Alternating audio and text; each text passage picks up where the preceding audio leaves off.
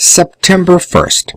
If a modern philanthropist came to Dotheboys Hall, I fear he would not employ the simple, sacred, and truly Christian solution of beating Mr. Squeers with a stick. I fancy he would petition the government to appoint a royal commission to inquire into Mr. Squeers. I think he would every now and then write letters to the newspapers, reminding people that, in spite of all appearances to the contrary, there was a royal commission to inquire into Mr. Squeers. I agree that he might even go to the length of calling a crowded meeting in St. James Hall on the subject of the best policy with regard to Mr. Squeers. At this meeting, some very heated and daring speakers might even go to the length of alluding sternly to Mr. Squeers. Occasionally, even hoarse voices from the back of the hall might ask, in vain, what was going to be done with Mr. Squeers. The Royal Commission would report about 3 years afterwards, and would say that many things had happened which were certainly most regrettable, that Mr. Squeers was a victim of a bad system, that Mr. Squeers was also the victim of a bad system, but that the man who sold Squeers's cane had really acted with great indiscretion and ought to be spoken to kindly. Something like this would be what after 4 years the Royal Commission would have said, but it would not matter in the least what the Royal Commission had said, for by that time the philanthropists would be off on a new tack, and the world would have forgotten all about Dotheboys Hall and everything connected with it.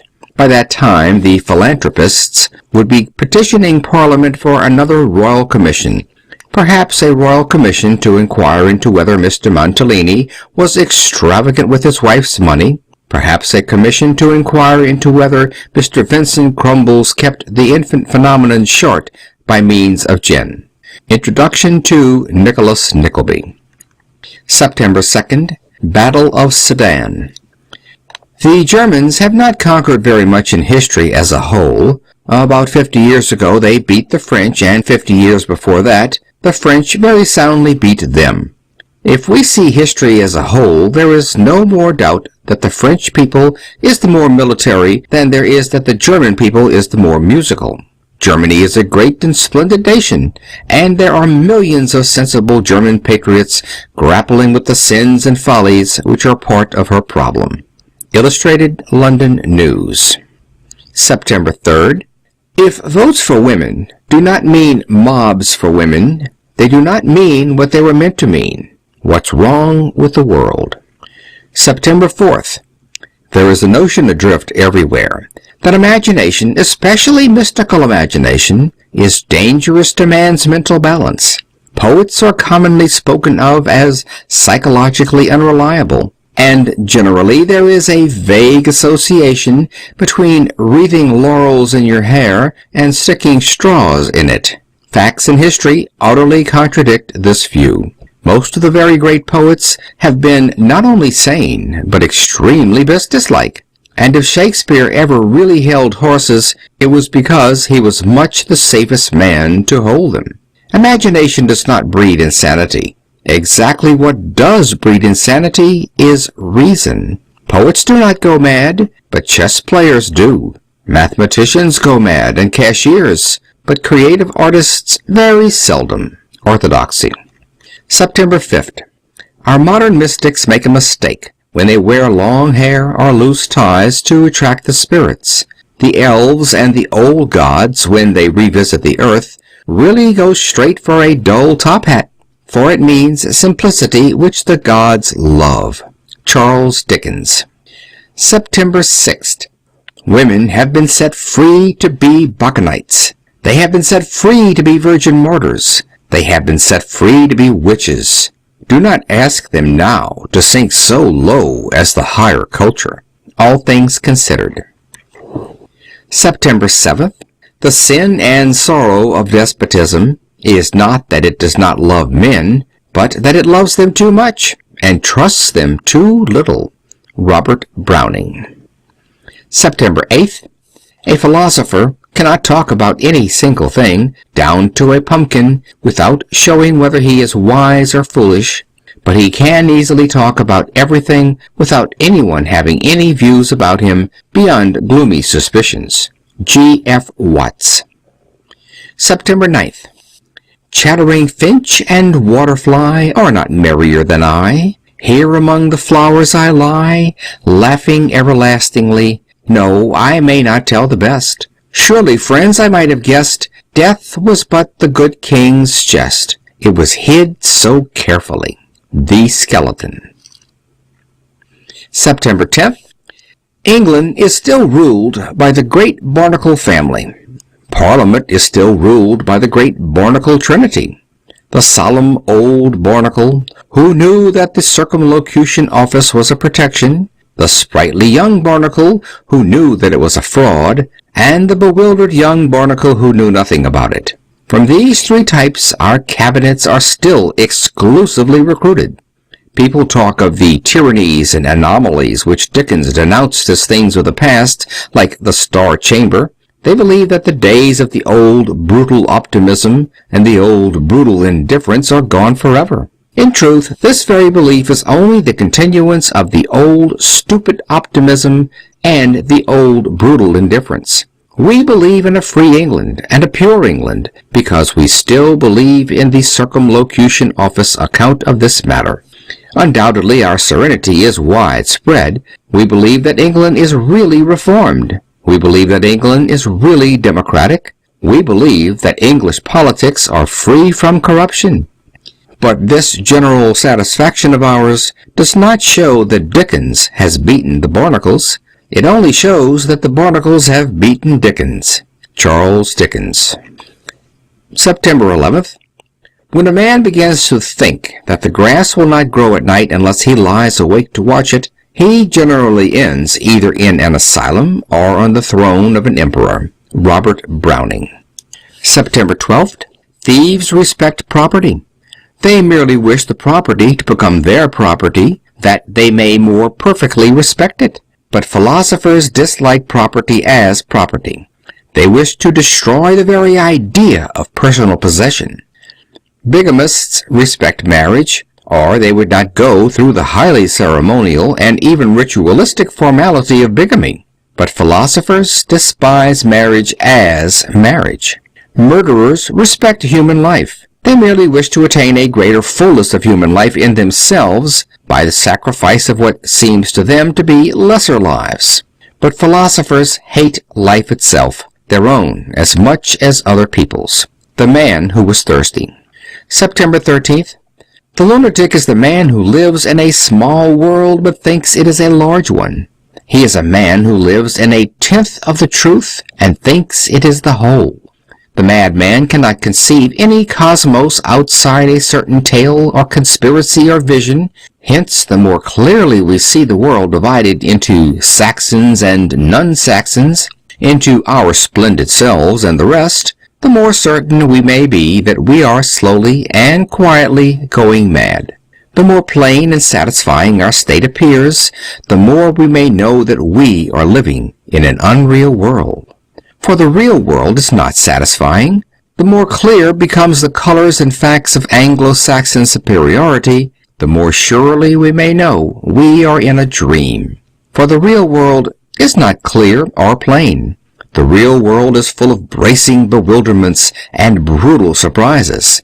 Comfort is the blessing and the curse of the English, and of Americans of the pogrom type also. With them it is a loud comfort, a wild comfort, a screaming and capering comfort, but comfort at bottom still. For there is but an inch of difference between the cushioned chamber and the padded cell. Charles Dickens. September 14th. I never said a word against eminent men of science. What I complain of is a vague popular philosophy which supposes itself to be scientific, when it is really nothing but a sort of new religion, and an uncommonly nasty one. When people talked about the fall of man, they knew they were talking about a mystery, a thing they didn't understand. Now they talk about the survival of the fittest. They think they do understand it, whereas they have not merely no notion, they have an elaborately false notion of what the words mean. The Club of Queer Trades. September 15th. The only way of catching a train I have ever discovered is to miss the train before. Tremendous trifles. September 16th. Many people have wondered why it is that children's stories are so full of moralizing. The reason is perfectly simple. It is that children like moralizing more than anything else, and eat it up as if it were so much jam. The reason why we, who are grown up, dislike moralizing is equally clear. It is that we have discovered how much perversion and hypocrisy can be mixed with it. We have grown to dislike morality, not because morality is moral, but because morality is so often immoral. But the child has never seen the virtues twisted into vices. The child does not know that men are not only bad from good motives, but also often good from bad motives. The child does not know that whereas the just wit may do evil that good may come, the man of the world often does good that evil may come. Therefore, the child has a hearty, healthy, unspoiled, and insatiable appetite for mere morality, for the mere difference between a good little girl and a bad little girl. And it can be proved by innumerable examples that when we are quite young, we do like the moralizing story. Grown-up people like the comic Sanford and Merton, but children like the real Sanford and Merton. Daily News. September 17th.